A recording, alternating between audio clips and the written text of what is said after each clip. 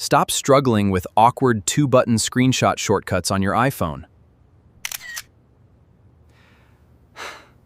Simply tap the back of your phone twice to capture instantly. Today, you will learn how to enable and customize this hidden feature.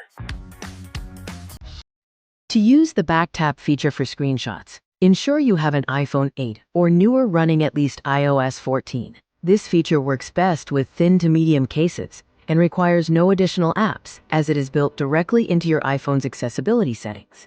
Setting up this convenient shortcut is straightforward. Follow these quick steps in your iPhone settings to configure and activate the feature. First, open your Settings app. From there, scroll down and tap on Accessibility. Next, under the Physical and Motor section, select Touch to continue.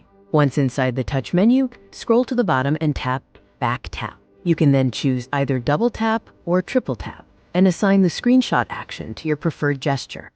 To trigger your screenshot, use a firm, brisk double-click rhythm with your index finger on the center back of your phone. You will know it worked when the screen flashes and a thumbnail appears in the corner. While double tap is faster, it might trigger accidentally.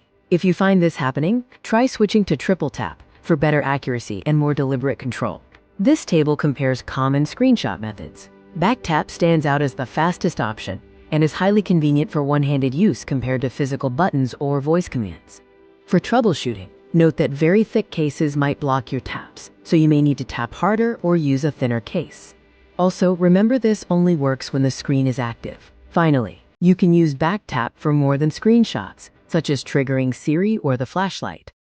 Remember the path: Settings, Accessibility, Touch, then Back Tap. Subscribe to the channel for more fast iPhone productivity tips.